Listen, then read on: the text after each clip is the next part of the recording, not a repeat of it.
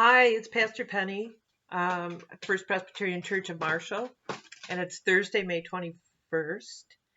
And so today I looked at the daily lectionary, and the gospel lesson was from Matthew, the very end of Matthew.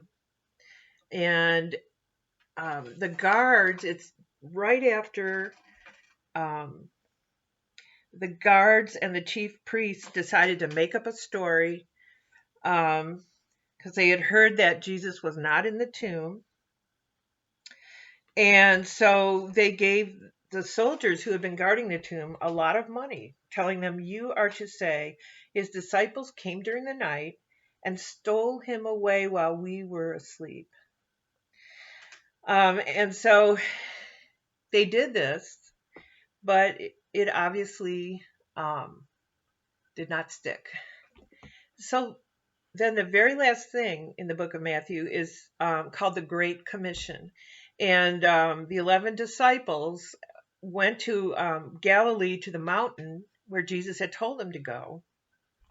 And when they saw him, they worshiped him, but some doubted. And then Jesus came to them and said, "All authority in heaven and on earth has been given to me. Therefore, go and make disciples of all nations, baptizing them in the name of the Father and of the Son and of the Holy Spirit, and teaching them to obey everything I have commanded you. And surely I am with you always to the end of the age."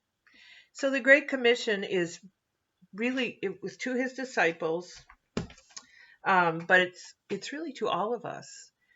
And it's something that when I've been on mission trips, it's perfect to say in the commissioning part before we go. So after everything they've been through, the disciples, that is, 3 years with Jesus, and they kept being surprised over and over. In the Last Supper, where he spends a lot of time explaining everything, they're still surprised and dismayed that all this is going to happen.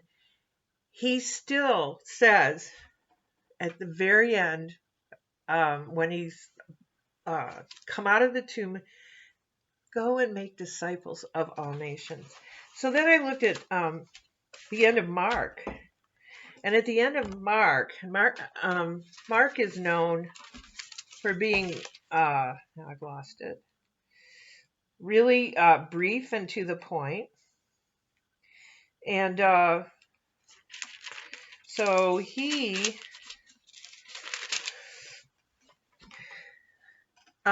so they talk about the very last thing in Mark is that he was taken up into heaven and he sat at the right hand of God, which is how we know God is left-handed, because Jesus is sitting on his right hand.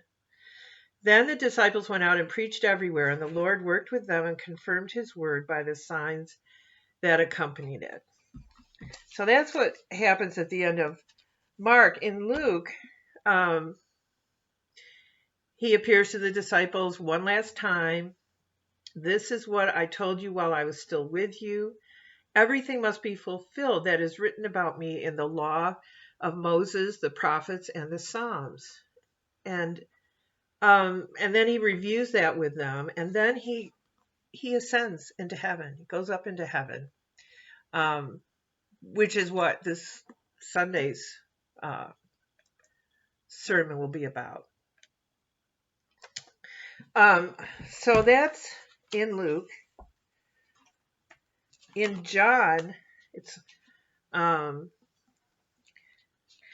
Jesus. One of the very last things that happens is that Jesus reinstates Peter and says,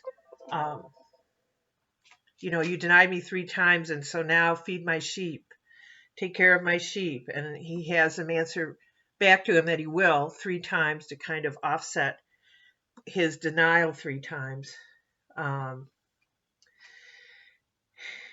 And so the very end of that book of John is interesting because Jesus answers Peter about the disciple who loved Jesus.